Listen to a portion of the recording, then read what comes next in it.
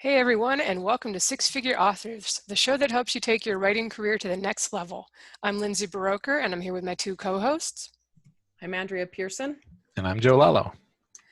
And today we're going to be catching up on some questions you guys have submitted, but before that, we're going to discuss some of the things that have worked for us over the years for getting out of writing slumps.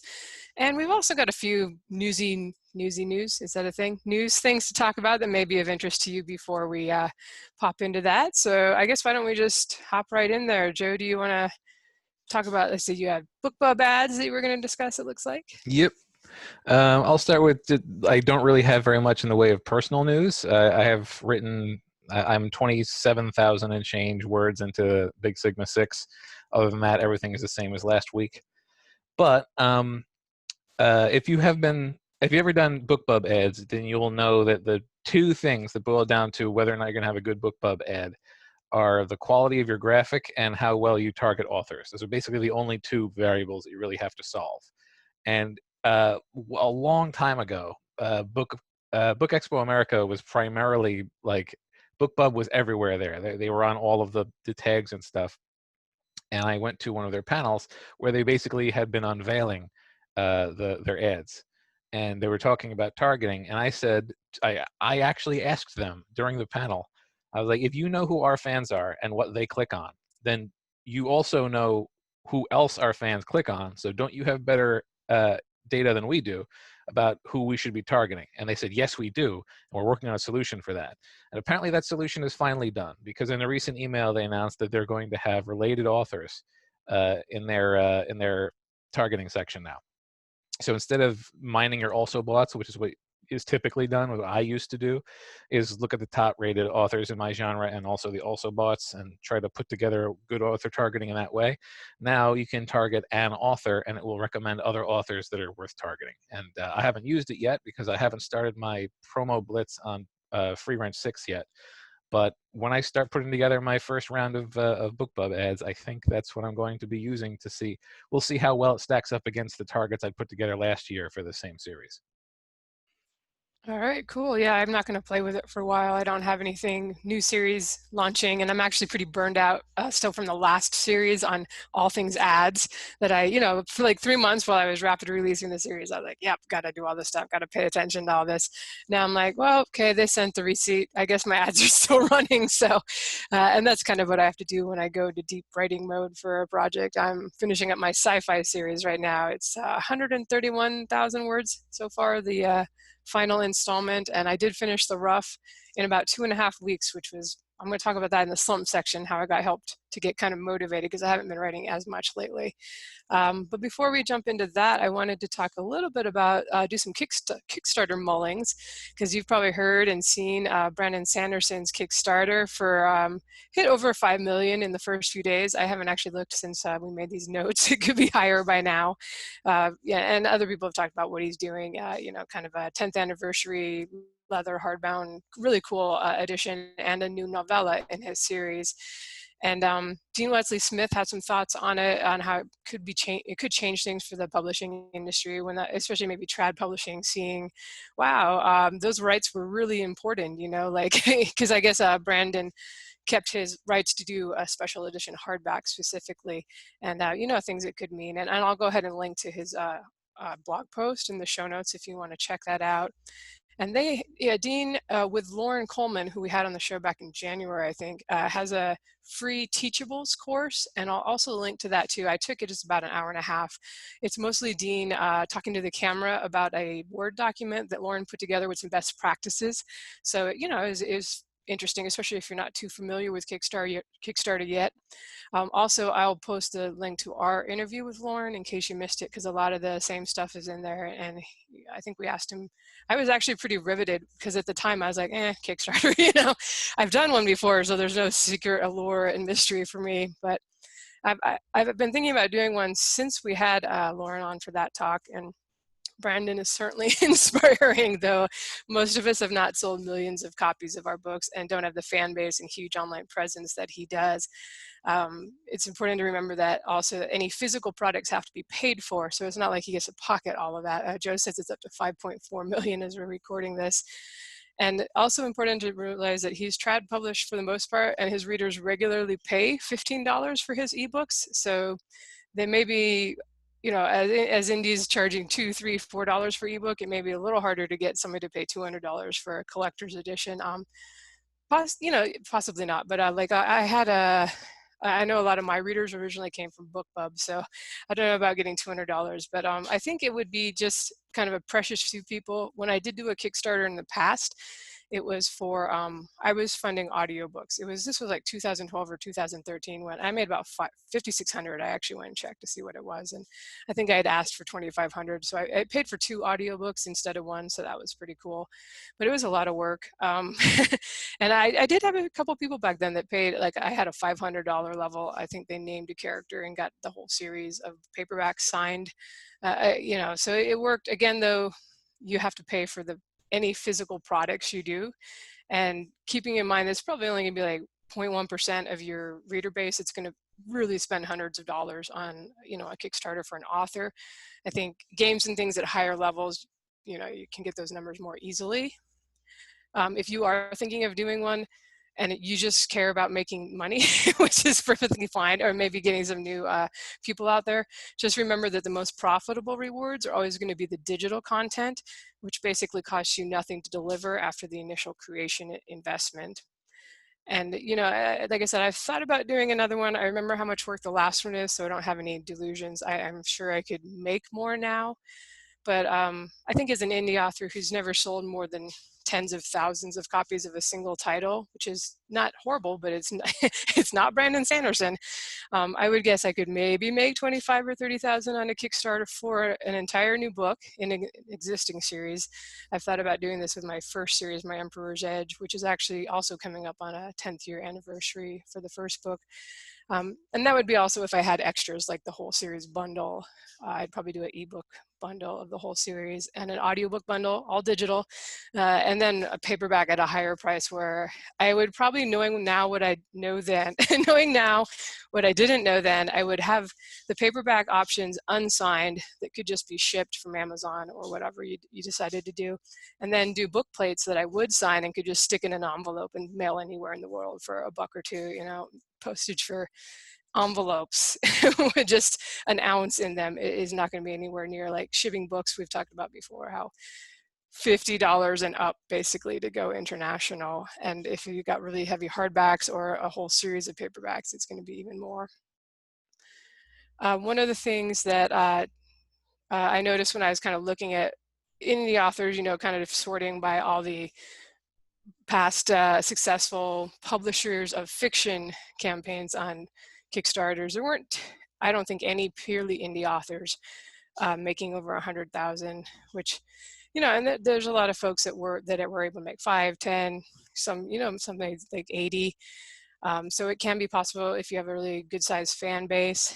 But, you know, like when I looked at Dean Wesley Smith's, the stuff that they've done, they've made like 20 or 30,000 on some of theirs, but they also had like their courses in there, which were really much higher ticket items, like $500, $700, $150. And there's nothing wrong with that. Not at all. Like, that's a great place, you know, advertise your courses as well as the new release if you've got them. But I can't look at that as comparable because I would be working as a purely fiction author. So it would all rely on people buying my books. So I have to weigh, like, is it really worth it? Would I make significantly more than if I just released a new book in that series on Amazon? Could it possibly bring me new exposure and new fans? And I don't know, because you have to weigh it against the work. Dean mentions in that course that I'll link to, I said the free one, says in his talks not to sneer at a few thousand or even a few $100s, but Kickstarter is a lot of work, especially if you're fulfilling digital, physical products. But even if you're not, it's quite a work for that whole month you're preparing, month is running, and then fulfilling stuff afterwards. And my income in any given month is likely much more than I'm going to make from a Kickstarter.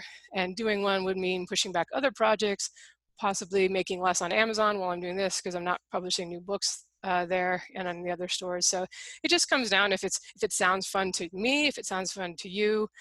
I wouldn't say like it's probably for most people going to be like some kind of cash bonanza, though I'm sure we'll see a lot of people try now that Brandon's had such exciting numbers. I am leaning towards doing it for my oldest series, as I said, because I actually think it would be fun to do a collector's edition of that first book, maybe even combining the first two into like a real big, meaty, leather-bound hardback or something like that. And at the same time, I would definitely also do a new book in the series, because that's what I know my fans really want. There's probably some people that would, like, hey, I'll give you the big money for this. But then I actually asked on Facebook, and tons of interest, and just, yes, we would, maybe some want the collector stuff, but they wanted the new book.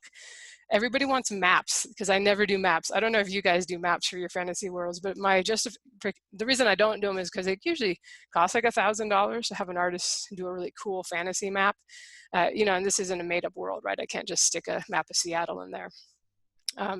So that's something they're doing. So it would be kind of an excuse to like maybe do some of the cool bonus stuff, some extra artwork, the things I don't usually do, because from the business point of view, it doesn't make a lot of sense to spend extra money on stuff that it's not like I can be like, this book has a map in it, so it's $5.99 instead of $4.99, So those are just my rambling thoughts on Kickstarter. I just thought I'd throw it out there in case you're getting super excited about doing one now. It's probably not going to make you a millionaire, and it's quite a bit of work. But yeah, if it sounds fun and you need a reason to like do it, sure, go ahead. I would love to see the fiction category. I think Dean says that too. They really want to see like more fiction Kickstarters do well on there. So that would be awesome. All right, Andrea, sorry I went on there. Let's hear your news. That's okay. Yeah, actually, and we've been thinking about Kickstarter a lot here too. So when Lindsay brought it up, I was like, now would be a good time to give an update on our side, which is, it's not really a huge update, but we've decided to do a card game basically for one of my series, for my flagship series.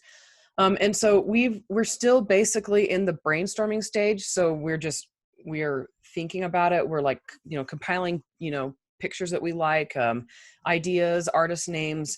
Both of us are artists, but we both would rather just hand that part off to somebody else and oversee it, just because, it's just so much time to create art.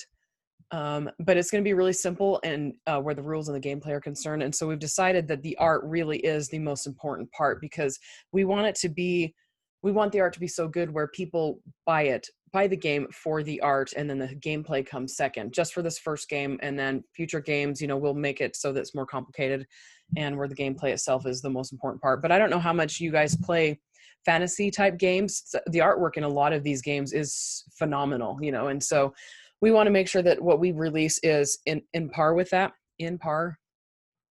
I think that's a word, right? On par. On par. Yes. Anyway, so so that's what we're working on where it comes to Kickstarter. And I mean, I was hoping to do one this year, but it's better to have your ducks in a row before you pull the trigger. And so for anyone who's thinking about doing a Kickstarter, just, I don't know, like, see what what Lindsay did, go check out what other authors have been doing. There's all sorts of different things you can do Kickstarters for, audiobooks, like she was saying, artwork, print books, typesetting, things like that. Just, and consider starting low for your first one, and then make it be something that, you've written out the pros and cons, and you kind of just explore which way it will take you, because there's nothing worse than pulling the trigger on something before you're ready for it and then having things fall apart. And Kickstarter is a very visible way to fail. And it's not like pushing back a deadline where, that's kind of behind the scenes. With a Kickstarter, you're going to be making it public. You're going to be really big about it. So anyway, so on the Mailjet side, I haven't heard back from them regarding the problem with the automation sequence, where, when I have people get transferred from Facebook using Zapier to Mailjet, it wasn't triggering the automation sequence. I'm guessing their company fell apart with coronavirus. Honestly, I don't know, because I signed over after all of that started. So maybe they were already falling apart, but either way, everything else is still functional. And that's still my only complaint about the company. Which, honestly, automation sequences is a big part of my business, but I do have a workaround, which, anyway, it's just not worth it to me to try to find yet another newsletter provider when I can just have Zapier for $25 a month do, the work for me. Let's see. Anyway, so I am still happy overall with how things are going. I do wish I could cut ties completely with MailChimp, but that is not to be in the cards for me just yet. And it's not worth it for me to find a different provider to do that part of it when I've already got everything set up at MailChimp and I only had to tweak a few things in my automation sequence. And then just as a quick note, I don't know, this podcast, we've been talking so much about writing to market and keeping up on, what sells, what doesn't sell. And one of the questions today is on how do you know when a series is doing well, things like that. And it just kind of hits home to what Nolan and I have been discussing for the past month or so. And that is regarding where we want to put our attention when it comes to writing. Urban fantasy is not doing well for me anymore, because I don't write as fast as I should be in that genre to do well. And so I've done urban fantasy for years, and I release 3-4 books a month, 3 to 4 books a month, guys. 3 to 4 books a year, and it doesn't cut it anymore. And so I love fantasy. I don't think I'll ever be able to veer away from it completely unless I go straight to romance and then drop fantasy completely, which I don't think I could do because I love romance, but fantasy is where my heart is. And so we're toying around with, epic fantasy and just different areas of fantasy that is not that urban fantasy genre. And our biggest thing with this is if we're going to be switching from urban fantasy to a different subgenre of fantasy, we want to make sure we are doing it right, because it's expensive. And Lindsay, you probably know, you probably recognize this, I don't know. But switching to contemporary fantasy, when you've been doing epic fantasy and science fiction, there is a switching cost where you have to arrange your brain to go in a different way, because it's a different writing style and a different feel than it is writing epic fantasy. And I don't want to switch and put the work and the effort into it and then write something that's not going to work. And so, these are just things that are on my mind right now. I thought listeners might be interested. Maybe something will, go drive home for them. And I don't know, I'd like to hear your thoughts. If you feel like it, go ahead and post in the Facebook group and tag me, because I don't see things unless I get tagged. And then I sometimes don't see them for a couple of days, but I want to hear everybody's thoughts on that. Lindsay and Joe's too, of course. Well, I would say I actually enjoyed quite a bit the switch to urban fantasy, which was for me writing first person past tense as opposed to third person past tense, which was my norm. And they're also kind of quick books, especially this spring was pretty distracted overall. Imagine why, I don't know. So it was nice that I had these 80,000-ish word books that I could write quickly, because I wasn't really doing as many words per day for a couple months there as I know I'm capable of. And I was just like, it's okay, the world's weird right now. I'm not going to beat myself up over it. So I liked doing the shorter books. I think the big challenge, of course, as we've talked about, is genre hopping. Basically, even though I may still be writing, everything's under sci-fi and fantasy, they are different readerships for the different subgenres of that. And especially going from space opera to urban fantasy that's a bit of a stretch. That's probably not the same reader, with some exceptions. I am fortunate that I have folks that jump over and try anything I write, which I really appreciate those people. But it's definitely a commitment to jump into something new, and it's almost like you have to plan like you're starting from scratch. I try not to assume that anybody's going to follow me over. I know some will, but that's a thing. And I'm thinking about what I'm going to do again next year, and I'm actually thinking. I was thinking sci-fi for a while. Now I'm kind of maybe epic fantasy, because I haven't done that for a while, but it's treated me well in the past. And I actually was thinking about how I always end up writing long books later in the series as I bring in more POV characters. And the one I'm working on now is probably going to be 140 by the time I finish it. Compare that to the 80,000 word epic or urban fantasies. And I've done as high as I think I have one that's 210, that's one book, and then a books part 1 and 2 that would have been 230 or 240 if I hadn't split them in half. So I'm certainly capable of those longer books. And I was like, why don't I just start out a series with a longer book? And that would make it, then I don't have to do with Audible, you kind of worry about if it's too short, people aren't going to spend a credit on it. I'm going to have to put this in a box set. So I'm thinking now, well, let's go epic fantasy. Let's try to start with a longer book, and then it'll just be 15 hours for the audiobook from the start of the series, rather than starting with 80,000 and then getting longer later. And the fans seem to all enjoy the longer book. So it's not like anybody's going, oh, this really dragged. So I'm thinking about that. And then I just made, not try to write as many books if I'm going to shoot for like 150,000 words for each installment. And we'll see how that comes out. Does that mean I make less next year because I'm not publishing as often, or potentially will I be making more with like Kindle Unlimited, assuming things don't change in the meantime? And I could also possibly charge like $1 more for a book that long. So I'm thinking like you, Andrea, kind of like, well, what's next? I did want to say before we move on completely, if you are thinking of doing a Kickstarter, do not do it. Do not make it about an audiobook for an existing series, because that's what I did with my series, and it worked out for me because I had enough fans that cared, fortunately, or wanted the paperbacks. But that's probably the reason you would need the money, because audiobooks are a lot more expensive, if you're paying for it upfront per finished hour for a narrator who maybe charges $300 or $400 per finished hour, which is usually how it works. The person you like is the most expensive. So that can be why you're doing it, and put that in the Kickstarter. But I would offer, I'm writing a new book, or like Brandon Sanderson's doing a new novella. So, he has all the people getting the limited edition $200 things, but then he also has like 1,200 or 2,500 people getting like basically the novella and the ebook stuff, because all your fans are going to want a new installment. So I would make it about both. I made it just about the audiobooks, and I think I would have made more and had more excitement overall if it'd been like offering a new book. So, all right, let's move on to our topic now that we've done news for 25 minutes. Main topic, for those who have forgotten in the last 25 minutes, is things you can do when you're in a writing slump to get out of the writing slump. And I'll just jump in with my first thing. For me, taking the time out from everything to read, and I don't just mean reading like at lunch, but I mean actually like not writing, not working on admin stuff, basically a vacation, even if it's just you're at home. And in this case, I would generally want to be reading somebody else's books to completely like clear my mind. But in this case, I was about to start the 8th book in my sci-fi series that I hadn't done a new installment in for a while. So I basically decided I'm just going to go reread the series. So I can remember, this is the final book. I wanted to remember everything and be able to really hopefully wrap it up in a good way.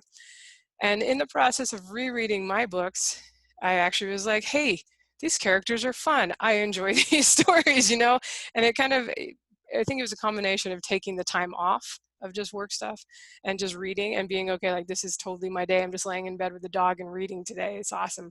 That's, it's a vacation. And I also find that with reading other people's stuff, it's kind of good if you're reading somebody that's not super riveting. Like, I don't know about you guys, but sometimes I grab stuff because it's won awards, or it just has 2,000 reviews and everybody's read it. And it's not always the best book for me. And my mind starts wandering while I'm reading, and it often starts thinking about ideas for my own stories.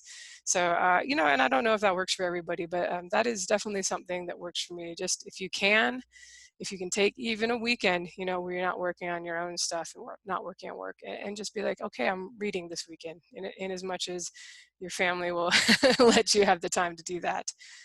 All right, who's next? Joe. I just want to add on to this one.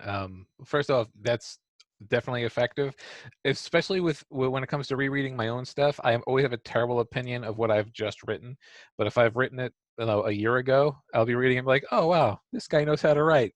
Like, it almost makes me feel better. I must still know what I'm doing because I knew what I was doing a year ago, and I hopefully didn't get dumber.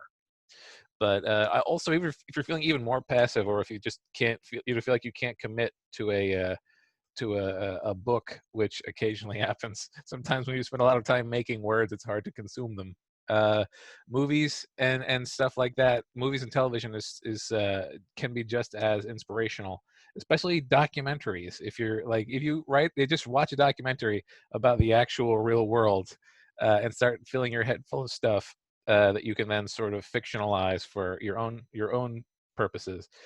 So many of the things that showed up in my sci-fi were just cool little articles that I read, or cool little moments from larger documentaries that I watched. So I would definitely recommend that. Andrew, you want to say anything before I move on to the next topic here? I actually really agreed with both of you on that one, especially Joe. I mean, I didn't know this before starting this podcast, but he and I both like the bad movie stuff, and that really, really does help. It definitely does. You start thinking about, like, how would I have done this better? it's very entertaining. But all right, so another thing that I like to do when I get into a slump is listen to music that's like mood music.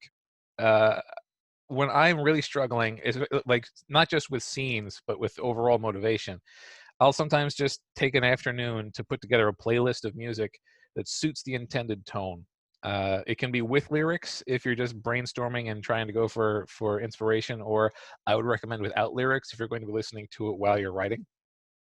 But I can't tell you how many full books have been written because I want to justify a scene that I thought of during a song I really liked, or how many, like the climax of so many of my books, it may as well just be a music video, because that's how my brain works. So I find music to be a tremendously inspirational tool for full like novel inspiration and just getting out of the doldrums of the climax. Because if you're like me, and I know Lindsay said this as well, the climax can really start to wear on you because it's a prolonged action scene, which tends to take a lot out of you blocking wise in your head. I often say I'm going to just write some cozy mysteries where the climax is like 2 pages. The cop gets the gun away from the killer and they're done. Instead, I'm doing these 6 POV. You got to get it from everybody's, viewpoint is doing something. I do occasionally watch documentaries every now and then. I find stuff, but I was going to add on to that. I really like some podcasts. I recently found a guy on YouTube. I got the YouTube Premium finally, so you can just stick your phone in your pocket and like before the screen went off, the video stopped playing. You're like, so that's no longer a thing. But there's a channel called The Skeptic, and Michael Shermer, I think is the name of the guy. But anyway, he always interviews people who have published books on like science or history, and they're like these kind of like giant books. I was just listening to one on like the fall of Rome and some new ideas on it.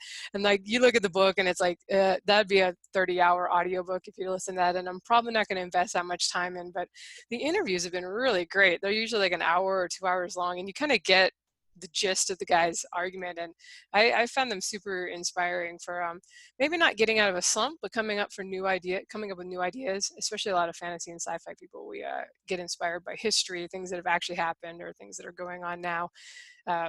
It's hard not to kind of put a message in your stories. Another thing that kind of inspires me when I'm less, I don't know, down or just, I don't know what you say, just maybe not as motivated as I would like to be. I mean, I'm 10 years into this, guys. So are Joe and Andrea. It's like not all of that exciting all the time anymore. It's past the point where it's just always a steady upward trajectory. Like I feel like it's easy to stay motivated in the beginning when you're like, "Ooh, I'm making more money and selling more books every month." If you've had that experience, not necessarily everybody has that experience, but I hate to break it to you, it's probably not going to always continue on an upward trajectory. But I like to, just listen to podcasts like ours, other people's self-publishing podcasts.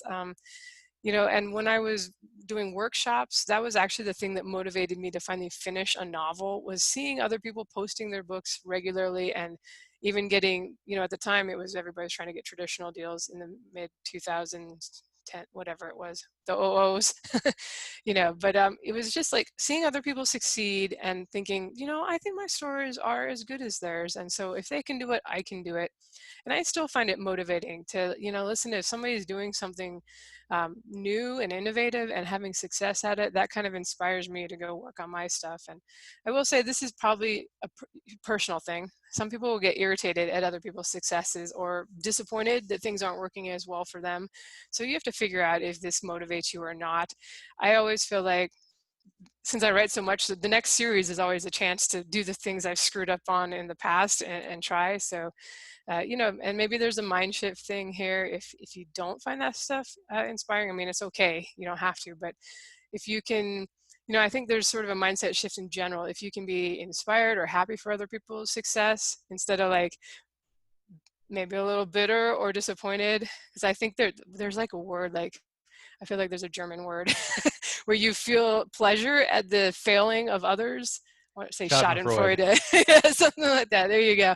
So it's really common. That's like super common. But I feel like when you meet like really successful people, they've figured out a way to overcome that and just get inspired and sort of get energy from other people's success. So I don't know what the magic is, but I do find it inspiring, or at least it makes me want to work on my own stuff more when I hear about other people doing good things in our industry.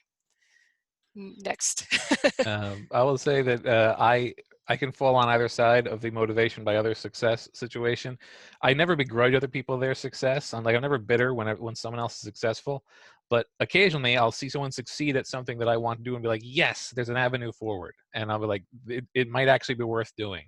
If I've been sort of poo-pooing the idea, but occasionally I'll see somebody doing what I'm doing and being more successful than me, and I'll be like, well, that must mean there's something wrong with me. Like it could really go either way with me. So I sort of have to be careful when I wade into those waters. That's maybe why I don't like the right to market stuff, because I know that doesn't work very well for me, and I would not do as well as other people do. And I'd be like, well, if I'm a better writer than that person is, how come they're selling the millions of vampire romance books and I wrote a vampire romance and it's not selling? Because I know that would happen. If you write weirder stuff that's not like anybody else's, then, well, maybe it'll work. I suppose, maybe it won't. Andrea, did you want to chime in too? Yeah, so the kind of the path that I've been on recently is like I've been successful, and I see when other authors are doing what I used to do, being successful doing what I used to do, and now I've got kids on the plate and not the same amount of time for writing. It's very discouraging for me. It's that comparison-itis. And so I don't know, like I see both sides of it. Like sometimes, like what Joe was saying, if it's a path I want to follow, it is super encouraging and inspiring to see when other people are being successful. But if, like he said, like if it's something I'm currently doing or something I've done in the past that I know I can't bite off right now, then it's also discouraging. So like Lindsay was saying, you kind of have to just see where you are and what you need to do and figure out what's going to work for you, and don't do things that you know are going to hurt you. Like don't check 20 books to 50K 5,000 times for the success stories if you know they're going to distract you from having your own success, even if they are uplifting, or if they're going to make you be discouraged. And maybe don't check your own sales stats that often either. If you're trying to stay excited about the new project you're working on, that's why I was saying at the beginning, I'm not paying attention to ads right now. It can be discouraging if you're like, because it always falls off after, when you haven't published something for a while, almost always, unless you're the lucky few that magically sticks. So maybe that's time, like, I just don't pay attention to ads. Don't pay attention to what you're making especially while you're immersed in a new project and you really just want to have that excitement for your new project. That may be the time to do the documentaries or the podcasts that kind of inspire you and give you ideas. And just, it's okay not to always be thinking about Amazon ads. I mean, I would be insane if I put that much effort into it. As that's why I only really do it around the launch of a new series. For a while, I pay a lot of attention and be tinkering with things and trying to get them to work better. But right now, I'm just like, oh, the story is the most important thing, and I want to be excited about that. Next thing on my list, and this is, I'm not sure it's necessarily getting over a slump, but it's when I'm stuck with a scene, or I'm kind of like working things out, or the scene I'm working on is not as engaging to me as I want to be. I really like going for a walk or a drive or a jog, even though I'm not like I love running, you guys. I get the runner's high. It's so great. I've never had the runner's high, guys. But there's something about engaging your body in something that's sort of boring and repetitive that your mind needs something to do. And it's, especially if you're running, your mind totally needs to be someplace else. So I found, for me anyway, that's a really good place to work out problems. And generally, if I just tell myself, I'm going to think about this scene and start kind of maybe working on dialogue in my head, I often find that doing it with that forward momentum or that exercise, it just really helps me work through story problems effectively. And I don't know, it's just a little bit not needing the brain for other things. And maybe also you kind of get, especially with exercise, you get that natural dopamine hit from that, and I'll play music too. And it's just like, especially, I don't know, you guys, I love rap music for running. It just really gets me pumped up. So other people, don't want music with words necessarily if you're trying to think about story stuff. But I find that it just kind of tones it out and I'm just hearing the beat. But I don't know, what about you guys? Where do you go to like kind of work out when a scene or something is troubling you? I definitely walk. I actually I used to try to. I found that the earlier in the morning I write, the more productive I am. but I also found if I don't take a walk halfway through the day, my productivity drops off enormously. So what I'll usually try to do is get about a third of my writing done and then go take a walk and just let the first 1,000 words or so percolate in my head. And when I come back, the next 1,000 come out like that, because as you say, it's sort of like a background process where you just sort of need something besides staring at a suburban street in my case. Yeah, it's super effective. I definitely take long walks for that purpose. And something that I usually tell my clients is movement in one area of life regularly relates to movement, or, transfers to movement in other areas. And so sometimes I'll be like, chew on some gum, because even for some people, just that little bit of movement helps wake their brains up. And then other times I'm like, go running, go hiking, go walking. Like for me, I will dictate, I will pace while I'm dictating, and that helps that movement come, or helps that brainstorming come. It just kind of dislodges things that are broken in my brain enough for the story to come. Another thing, hiking, I don't get a runner's high either. I think I get a runner's high by not running. I'm like, yay, I'm not running. It makes me happy. But hiking is something that I enjoy, because my bad knees, running is really painful anyway. But like going up, so when Nolan and I will go hiking, the whole way up we'll just be just focusing on the hike, but then on the way down we almost always brainstorm, because on the way down you've got the endorphins from being outside and from being the blood pumping, getting oxygen to the brain, and that's been very helpful for me. And if you don't live anywhere where there are mountains, try the stairs. And I'm serious, like that's something I've had to do in the past. When I can't get to the mountains, I'll just run up and down the stairs until I get that same blood flow. But yeah, and like I've showed before, I've got the hand things right here that help me focus on things really well. And so it's that movement thing. So if you're moving in some way, then it usually helps movement in other areas. And am I up next? I think you are, if you want to just go right into the next one. Okay. Okay. So something I've discovered with myself, sometimes if I have a big project or something on the back burner, or something that needs to be done that will increase my royalties in an evergreen way, like a Facebook ad or an auto sequence or something like that, it makes it so I can't focus on writing, because I'm like, if I had that, that Facebook ad generating leads, then I wouldn't have to worry about that aspect of the business. I could actually be focusing on writing. And so some people might be like me, where if you're struggling with writing in any way, you might as well be productive in other areas. And so I'm so much a project oriented person. Like I will put everything on hold and focus on one thing for like 3 days straight, 18 hours a day, until it's finished. And then I can go back to writing. I can go back to other things. And it's usually enough of a palate cleanser for me to have my stories fresh on my brain. So what I'll usually do is, for the times when I'm going to be in between a project, so if I've submitted a book to my editor, I'm not ready to start the next one, I usually keep a list of projects that I want to be focusing on. And then also when my brain's just not wanting to be productive, I can just be like, you know what? I think I need to make a book cover, because, art is creative to me. And sometimes creation in one area will bump my brain enough for me to be able to create again in writing. But the things that fall into this category include creating new Facebook ads, tweaking automation sequences or creating them, updating my books, typesetting print books, creating book covers, working on courses, putting together promotions, answering email, which is not something I do every day anymore, running giveaways, holding big promotional events, etc. So if I'm like really, really stuck on a plot and I'm like, if I don't release a book, my royalties drop, but I can't write because of X and XX going on in my life right now, then I will turn my attention to putting together something that will actually bring me money. So like a big promotion or something like that. I will say, in the different strokes for different folks vein, that this actually does not work for me.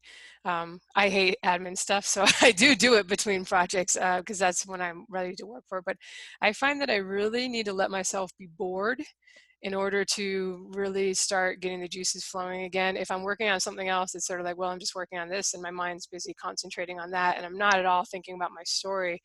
I don't know about you guys, but I have absolutely never had a brainstorming awesome thought while fiddling on my phone with Facebook or, Andrea's a lot more useful things she's doing, obviously, but I think that there's something about for me, I have to let myself be bored. And that's when I start wanting to work on this thing that maybe before wasn't that interesting, but now that I'm walking up a mountain for 2 hours, like, you know, like Andrea mentioned for hiking, which is honestly, hiking's pretty boring if you think about it.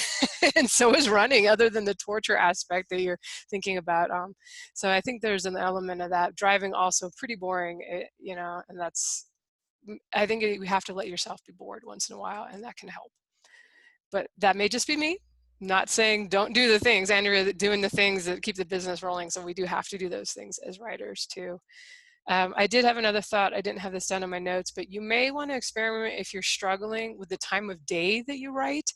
I feel like a lot of us, it's the kind of the thing you finally carve out 20 minutes of time for at the end of the day. And even if you're a night owl, you may find that you're just exhausted by everything else. You're drained by the rest of the day. I know I found when in Rachel Aaron's book, 2K to 10K, that's one of the things she mentioned, is like writing at different times a day and keeping track of how many words and how productive you are at the different times a day, in as much as you can do that with your schedule.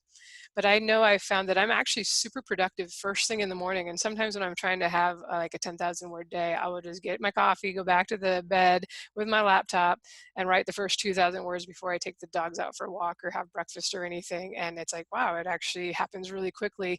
Even though I don't consider myself a morning person, I always would have thought I'd be more productive at night, but apparently not. So it may be something to test if, you know, if you're kind of struggling with the time you have right now. Is there possibly another time you could try and see if that works better for you? Do you guys have any final thoughts on slumps before we answer some listener questions? I think we can move on. I give you permission. Okay. I think Joe's going to read the first one. Yep. Okay, so our first question is from Melania. What courses, books, or resources helped you learn how to advertise on the main platforms, i.e. Facebook, AMS, and BookBub? And in my case, Help My Facebook Ads Suck by Mal and Jill Cooper is my Facebook compendium. Newsletter Ninja, I realize you didn't talk about newsletters, but Newsletter Ninja is in my recent history of having just been reading it to update some of my stuff. That's by Tammy L. Lebrec. And basically everything by David Gaughran. I have found that David Gaughran's specific type of advice and the way that he presents it gets into my head better than most things. So I've read his BookBub ads book and several of his others. So I would recommend really anything by him. And what I did was, so before I bought Mark Dawson's course, I Googled Mark Dawson and podcast. And I listened to every single show he'd been on. And this was before I could afford his course. It was a really, really big help, but actually buying the course was a huge part of learning how to do Facebook ads. But like I said, I couldn't afford it at first. And so his course opened and closed twice. So basically a whole year before I was able to save enough pennies to buy it. But the course, what it did for me was it got down the basics of creating ads and a bunch of strategic things. But when it came to applying to my target audience, I didn't learn very much from that course. And I think, I mean, obviously he's not going to teach how to apply to every single genre. And so I learned the nuts and bolts of creating Facebook ads through that course and then Amazon's ads later. But then I ended up having to watch what other authors were doing. And so copying their ads and tactics, and then testing out what they were doing on my audience and seeing what worked best for my audience. And that's still how I do it. I still monitor what other people are doing, and I still, test things out regularly, following what I see that other authors doing. And then, as I've mentioned in the past, the image has been the most important part of an ad for me, and stock images like those Facebook gives you the opportunity to use stock images from Shutterstock, but they've only worked a couple of times. Most of the time I have to put together a composite based on my book covers to get them to work. But let's see. Yeah, so that's basically what helped me with Facebook ads. And AMS, again, that's a Nolan question. I should have actually invited him to answer for that one. But BookBub, we haven't cracked BookBub just yet because, it takes money and time to crack any of these. And that's another comment you're going to want to recognize that it's not going to just be like a $25 or even a $5 day for a month thing. This is going to take time to work out the nuts and bolts for your specific genre. So I think Joe and Andrea's resources are both great resources. I have to admit, and this is not a strength for me, a lot of it's just trial and error. I'm very much a kinetic person, a kinetic learner, and I kind of have to do things for myself and see what works and what doesn't work. I sign up for courses, I buy books on this stuff, and I usually don't finish them. And it's not that they're bad, it's just that I don't know. I feel I get an idea. I got to try stuff. I have to tinker and learn from my own mistakes. And I frequently find that someone else is like, "This is awesome. This totally works." Ends up being kind of a stinker for me when I try it on my books. Whereas things that people poo-poo, I found can really work well with me. Like just as an example with Amazon ads, I had really great luck with my epic fantasy. High fantasy. I call it epic fantasy because that's the Amazon category. My box set, it worked really well just targeting the categories, whereas everybody's like, you got to do keywords, do the keywords. I'm like, I tried all the keywords, and in that particular book, categories did great for me. Lower CT, lower, more purchases, less cost, basically. And so, I don't know. It's definitely better if you can just learn from other people and if everything works for them. But I think to some extent I have learned that, and I do try to pick things up when I pick up somebody's book or we have somebody as a guest on a podcast. But I've kind of learned with all the advertising that a lot of it comes down to the book's overall appeal. As much as that as my ability to like pick keywords and put together good ads. And so some books will do well with minimum effort and honestly minimum expertise needed as an advertiser, and other books are just like pushing a boulder up a mountain. And it comes closer to like, it's usually more mass appeal, is this appealing to a wider audience, or even among the your small audience. It's just how much appeal is there. And there's not that you can't rewrite blurbs and do change covers and things, because you absolutely can. But you will probably find once you have a lot of books out, a lot of series out, that some of them are just always going to make more sense to advertise because they convert well. The readers love the series and stick with it and read through to the end. And other ones you have like, they may be a fan favorite, and that's often my experience, is that the people that love them really love them, but they're just never going to have that mass market appeal and really take off. And those are harder to advertise. Even if you're picking like comp authors and things, it's like the blurb, it still has to sound, it has to like resonate with people and be something what they want to read. All right, next question. Richard asks, plurals are hard, guys. What? That wasn't even a plural. Never mind. Are we an hour into the show? Is there a reason my brain is going on hiatus? I don't know. His question is, what has been the single biggest obstacle to your success as an indie author, and how did you overcome it? In my case, the biggest obstacle to my success was finishing my first book. It turns out if you let me, I will just keep writing a book with it never actually ending. Like that's how I draw entertainment from the writing process, is continuing to write. So the biggest thing that I had to get over in order to have any success as an indie author was to actually conclude a book, and it took many years. Once I actually did that, and I had some early success, I've spoken plenty in the past about how my first few books got sold. The biggest obstacle I'm facing now is getting into the habit of a steady, regular advertising schedule. I am terrible about just getting into advertising deeply for a few months, getting my sales up until I feel comfortable, and then sort of letting it peter off. So I don't have a solution for that one yet. If I did, I'd be letting you know. But as it is right now, I just sort of have to keep on trying the new things and learning to get better at it until I'm motivated enough by my output of the ads to continue running them every single day. So missing the target were tropes, and okay, so this is basically the biggest obstacle that I've had to deal with in my career. Like I was saying, missing the target where tropes and target demographics are concerned. I still haven't completely overcome that, but I've learned to work around it and focus on finding readers who like what I write. So that's the first thing. The second thing has been stuff outside of my control. So like my own health issues, surgeries, when I've had some of my major reconstructive knee surgeries and things like that, it fries my brain for quite some time. And then problems with babies and health and things like that. I do my best to work around everything. And I look back to the days before I had kids, and I'm like, oh man, that was such, those are such good times. But back then I spent all my time learning how to publish and learning how to write and how to market and how to run a business, because I've never taken a creative writing class, and I felt inadequate for quite some time. And I'm really glad I got all of that out of the way, the publishing and learning how to market and run a business. But I do wish I'd been able to write more back then. All right, so probably my biggest obstacle is myself and my own personality. I've talked about how I'm an introvert. I'm not really that great at people. I find it very exhausting to extrovert. So I don't go out and network or pursue relationships with like people who could possibly have a positive effect on my career.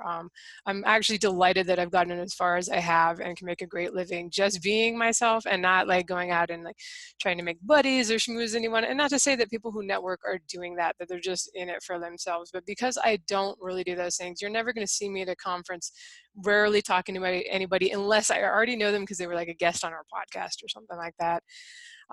So I do wonder sometimes, like if I was a little more proactive in reaching out to people, trying to meet people in the industry, maybe could I be bigger at this point, and not in the COVID pounds kind of way bigger, but in the audience size and like having sold things, maybe movie, TV deals, more foreign rights stuff, or have maybe done a traditional deal for one series on the side to just kind of possibly increase the readership overall. So these are kind of questions I have, but at the same time, I haven't gone out to proactively seek those things. And I think there's just also a fear of rejection, like, hey, oh, we don't want your crummy indie self, beat it. I'm sure that they'd be more polite than that. But so, don't really do the networking thing, basically. And I honestly haven't overcome this. I'm still wrestling a bit over whether I want to try to overcome that, or just be content that, hey, I can make good money and I have great fans who have found me and really like my stuff just without a lot of that. So not really a overcoming story, success story, but there you go. Andrea, do you want to ask the next one? Yeah, I want to make a quick comment about that. I think that's something that, I see authors who are making 500 a month compared to those who are making 5,000 and 50,000 a month. And that urge and that desire to do better doesn't ever go away from what I've experienced. And so for our listeners, you've got to decide what you're going to tackle and what you're going to let like stop you and what you're not going to worry about, because you can't push yourself so hard to get to that ultimate goal of success, because when you get there, you're still going to want more probably. Possibly so. And I will say that there's nothing wrong with just making it about I'm earning great money. That's great. I think that with me, I'm like, I have so many readers that tell me like my series is their favorite and they've read it like 4 times. So, and that makes me wonder, like, when you see other people like that have gotten the deals, that have gotten movie deals and stuff, is like, I don't know. I feel like I probably get as much love from my fans as they do from theirs, but I'm not there. And I don't know. It's just something to, not worry about, but it's a question, because I think a lot of people like me hope these things will just fall in their laps. And that's pretty rare. I think you'll find that most people who get deals and that really get a lot of success have been out there meeting, networking. And there's a lot of things that come your way because somebody knows you, that met you, and you're the first person on their mind. And I don't like that that's true, but it is true in the world. So anyway, I don't want to sound like I'm not grateful for what I have. I am. I'm realizing that because of my personality, that is possibly an obstacle that I have to decide if that's something I want to overcome or not. Yeah, no, it makes total sense. And I'm an extrovert, but I wrestle with that too, because like getting out there is draining to me because I don't want to be around people I don't know. So, okay. So Dean asks, how best do you handle social media? All right. So my key pieces of advice are to pick one you like and spend most of your efforts on there. Hopefully you like Facebook, because Facebook is probably got the greatest utility for authors, both in terms of gathering an audience and also advertising. So even if you don't like Facebook, you should probably have a presence there. But generally speaking, being fairly active in 1 or 2 places is better than having no activity everywhere, which is contrary to what I used to say. My old opinion was you should at least be accessible everywhere. And I technically sort of still am. Almost every social media, I at least have a handle. But all of my my actual value has come out of whenever I actually focus on Facebook. And Twitter is where I network, not so much where I advertise, but it's also where I'm most active. So yeah, I would say limit yourself to where you will least go insane, and also throw Facebook on there if you can. That's awesome. You're like, limit yourself to Facebook, but where you won't go insane. Um, I wish there was a way to like filter out anything related to masks and coronavirus, because Facebook is not a fun place. Everybody's so argumentative right now. But basically, yeah, what Joe said, I'd also add that social media really isn't that big of a deal when it comes to success. Some of my most successful years have been ones where I had almost no online presence.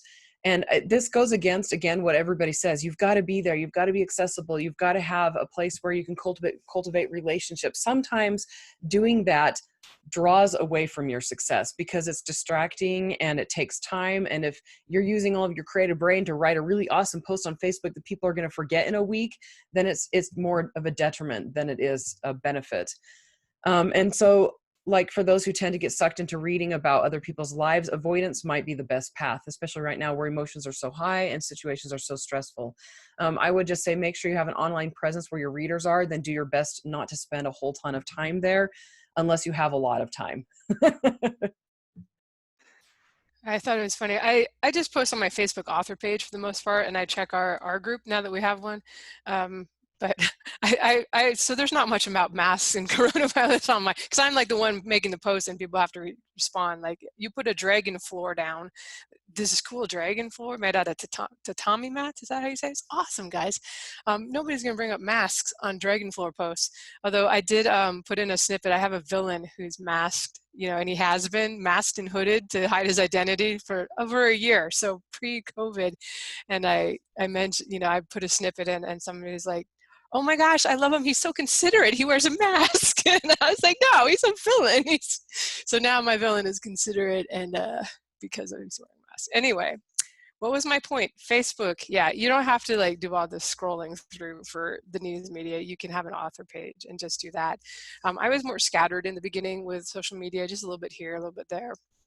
And what I've learned, and we've talked about this on the show, this is probably not going to sell any books to new people who are new to you. It's super rare for something to like go viral.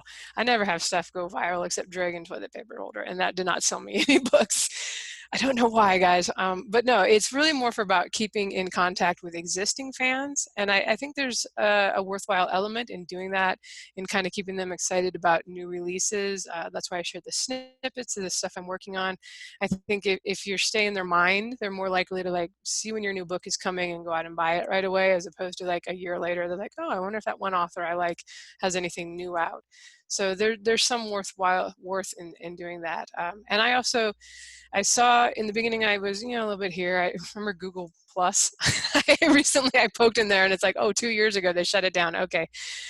Like I noticed, but I was on there for a while. And then what I saw was that when I put like affiliate links on Facebook, on my author page, those can't, and I put them on Twitter and the other places, and that those basically accounted for almost all of my social media related sales. So what I did is I decided to double down on that. In the beginning, I maybe posted once or twice a week, or totally forgot about the Facebook author page for a while, but now I'm on there pretty regularly. All I do is, like I said, dragon floor mats, or a snippet from the new book, or like I asked, hey, if I did a Kickstarter, would you guys be interested? And, oh, I'm going to... That's awesome. Poor Lindsay. She's running off. Joe, you can go ahead and ask the next question if you want. Okay, yeah. So the next question is from Takiri, and it is, what are some metrics you use to gauge if a series is worth continuing? When is the most efficient cutoff point, and how do you make that decision? And I think, and this is my opinion, but I think the best metric is sell-through. Sell-through from book 1 to book 2 will vary widely based on things like price and genre, but sell-through from book 2 to book 3 and so on should be very high. It should be 90% plus, or at least in the range of 90%. And if you see a sharp drop-off in your sell-through at a certain book, it's probably a pretty good idea that you should start wrapping up that series, because you're like, the reason for writing in a series is sell-through. The reason for writing in a series is that people will buy from book to book to book. And so the value of the series drops with the sell-through. So in my case, I was able to fight through it For the Book of Deacon, there's a huge drop in my sell-through from book 3 to book 4, because book 3 was the end of a trilogy, and book 4 was a continuation of a series that wasn't planned to have more than 3 books. But now that the series has been going on for long enough, people become more aware, and I make darn sure they know in the back matter that there's a book 4 or 5 and now a book 6. I was able to get the sell-through back up from those. But generally speaking, if you see a sharp drop-off in your sell-through, or you never see very high sell-through, rethink the continuing of that series. It's a really good point. The only time I've ever ended a series before planned was my Ranch City Academy series, and it's a series I wrote with a lot of input from a local elementary school. And every year I'd be like, "Hey, do you guys want to continue the series, or do you guys want to write something different?" And one year they're like, "Write something different," which kind of sucked because in this series, like, the main characters figure out how to resurrect people, and there's a good kid and a bad kid, and the bad kid keeps resurrecting bad people. And in the last book of the series, he resurrected Adolf Hitler as a 6th grader, and the main character resurrected Winston Churchill. And I was planning on, and with the students that year, we were planning on writing a couple more books where, we just had fun having these 6th grade versions of Adolf Hitler and Winston Churchill go at each other. But the next year, the kids were like, "Yeah, I don't want to do that." And since it's new kids, so I ended up cutting that one off, tied it off, and we focused on new adventures with different characters. What I generally do is plan out a series and stick to the plan. Before I start writing the series, though, I research the market and tropes and figure out how to best get what I want to write to fit. And then I write the very best I can and find ways to make it sell later. And that's pretty much what I've always done.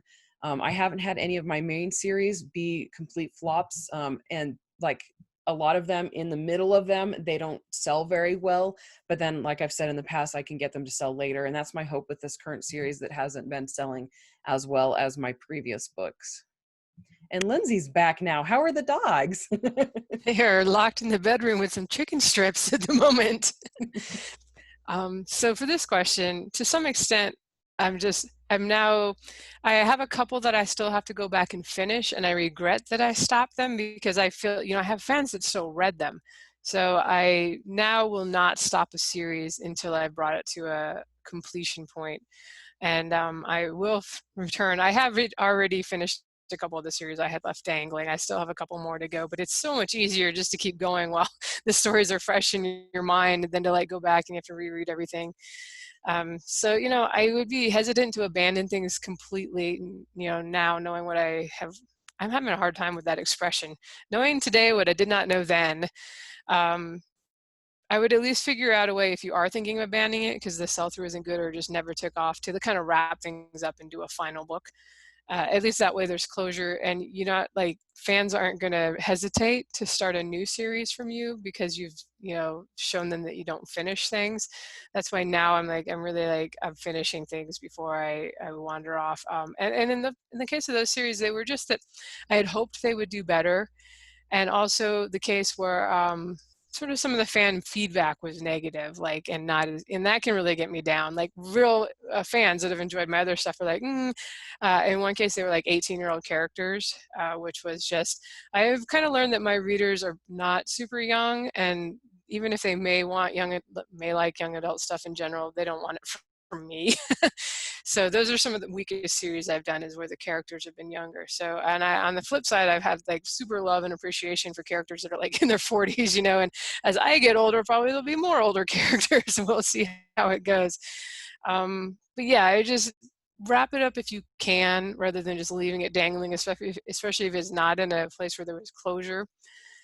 And I would also, just from my own experience, you may be surprised, just because a series is not doing as well as you thought.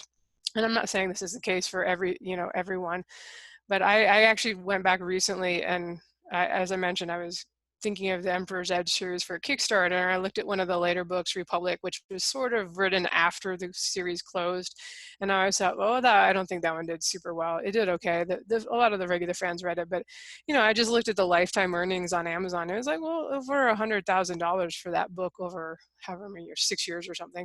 So it's obviously, not obviously, but it was still certainly worth my time to write that. I mean, that's great money for however many. I think that one took 2 or 3 months, because it was probably 3 months because it was a long run to write. But that is super good salary, even if I wasn't making anything from anything else.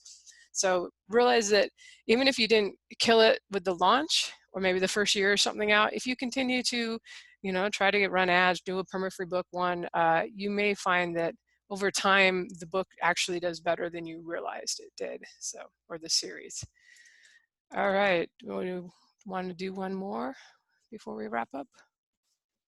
Is it my turn? It's totally my turn. This is from Alicia for Andrea.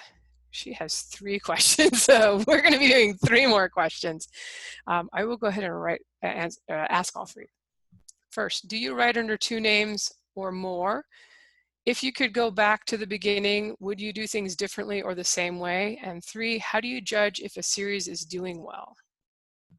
Joe, you can answer first since you're answering first. Yeah, I will answer even though the question is not for me, but I'll be quick about it. Number 1, I write under just 1 name as far as anybody knows. I have been joking that when I eventually get one of my kids' books done, I might publish it under Uncle Jojo as my author name, just because I think it'd be funny. But we'll see if I actually do that.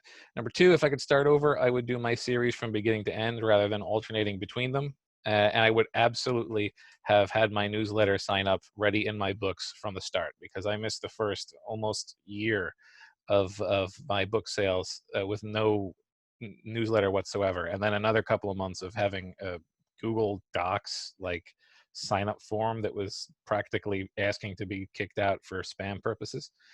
And for the 3rd question, how do I judge a series is doing well? Just previous answer about sell-through. If you do write under Uncle Jojo, you got to do it under Unky Jojo. Unky Jojo, better idea. It's so cute.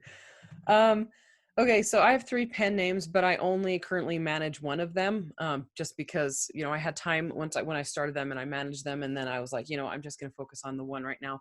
I would do things pretty much the same since I learned writing in the publishing business going the way I did. But I don't know, maybe I'd try writing a series for an older audience. I don't honestly see how that could have worked out though, because I didn't have any ideas for older books back then, older books as in older readers back then. And I was so passionate about my Colonial Chronicles. As to knowing if a series is doing well, so this is where I usually ask, is it paying for its own advertising? And kind of what Lindsay was saying earlier, when you advertise, is it like pulling teeth to get people to download, or does it happen easily and naturally? Do readers respond well?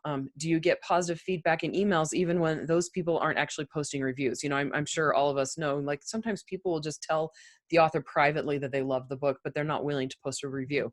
So use that as a gauge. Let's see, do downloads happen easily when you put a big push and money toward a promotion? And another thing to think about, if you get, say, 20,000 downloads on a free book or on a paid book or whatever, and only have 2 people leave a review, then in my experience, most people didn't finish the book. And then that leads to what Joe was saying earlier, if you have a very, very small percentage go from book to book, then that's saying that people aren't actually finishing the book that came ahead of it. Another way to judge success, how do beta readers respond? If most people don't finish reading before publication, before the book is even published, then it's a problem. But also keep in mind though, that around 50%, it's 40 to 70% of people won't follow through on beta reading.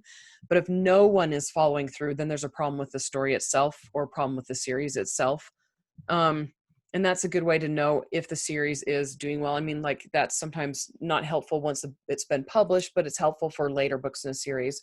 And then back in the day, I used to use beta readers to test trends. So I would have around 100 people read the first book in a new series. And what I would do is I was asking for feedback, but most of the time how do I say it? I listened to their feedback, but that wasn't the main purpose for having so many beta readers. The main purpose was to see how many people finished and then to look for patterns in their feedback. And that helped jumpstart my creative writing skills, but it also helped me recognize, and then a lot of times I'd be like, which part of the book did you struggle getting through? Which part of the book slowed you down? Which part did you put the book down and then not really care whether you picked it up again? And I got a lot of really honest feedback, and I found that a lot of readers stop reading at different times, which means, that's natural. Not every reader is going to be bored at the same time. But if you have everybody stopping around the same time, then that's saying that there's something wrong with that series or with that particular book. I hope that answered the question. Lindsay, it doesn't say here, Lindsay says things, but it does later. So I'm going to say you should probably say things here too. Well, it was actually a question for you, so I don't have too much, but I would just reiterate, kind of looking at sell-through as far as whether you should continue on with the series. Is it actually making money? And sometimes just because it doesn't do as well as you thought it would, you're like, I had this great idea, it's gonna be awesome, doesn't mean it's not worth continuing. I guess is it covering the editing, the cost of creating the books? And that's hard. With your first series, it probably won't. Like, it takes time to build up a fan base. I will say, if you have been working at things for a while and you're continuing to kind of push your first book one, if you do pre-orders, that's a pretty good way to gauge too, because ideally you should be seeing more pre-orders for subsequent books in the series if you're continuing to get new readers into the series. So if you do always the same, like 3 weeks, it can be hard if you do like 2 months one time and 6 months the next time, because that's naturally, they're going to be different. But if you see like a real drop off on how many people are pre-ordering it, which would, connote excitement, that's something to look at too. Or just be careful about sales number until stuff has been out for a while, because obviously the most recent book is going to sell not only to it's selling to all the people who bought the other ones over time, so that tends to always be higher, let's hope. But yeah, and then a lot of it too is just, are you still excited about it? Or maybe it's time to wrap it up and try something new. Sometimes people get, they're like, I write historical fantasy fiction and that's what I love. And they don't, maybe there's something else they also love, but they're not sure if they want to try moving to another genre. But a lot of times people will see a lot more success when they move to the genre, bringing in all the knowledge they learned from their first series that they never quite got to take off. Just starting a new series, or even in the same genre, sometimes they find that they just do much better jumping into like the other genre that they also enjoy. You're not necessarily selling out or anything like that, but if you also like cozy cat mysteries, why not give that a shot? And you never know. I've seen that a lot where people struggled even though they did all the right things to just gain traction with the thing that they were writing, and they had much better success in another genre or with a new concept series. All right, we are going to wrap and move the next questions to next week. I don't think we know what we're going to talk about next week, but we'll figure that out before next week. I think that is it. Do you guys have any final thoughts before we go? I'm all empty. Excellent. All right. Thank you for listening, everyone. And thank you to Joshua Pearson for producing the show. You can find the show notes or leave a comment or question at sixfigureauthors.com with the number 6, or in our Facebook group under Six Figure Authors on Facebook. Answer the beard question and you can get into the group. Don't answer it. Sorry. We have standards. You have to know about the beard. It's Joe, guys. It's Joe. All right. My favorite is when they say one of us, or when they say somebody who's not even on the podcast. If they say you or me, I'm like, well, that's okay. I just want them to like proof that they listened or at least went to the website, and like looked us up. Because there's lots of writers groups out there for just nothing. We want to keep ours kind of small and be able to reference things that we've talked about in the podcast and not have to answer a whole bunch of newbie questions, because you guys are not newbies if you're listening to these shows. If you made it through this episode, you're not a newbie. So we really appreciate it. And we appreciate everyone who chimes in on the Facebook group and answers questions, because honestly, people ask things, I'm like, I do not know the answer to that. I have not done that. So we really appreciate all the people who are participating, and I will stop talking now so we can all have a good night. Good night, everyone. Bye. So long, everybody.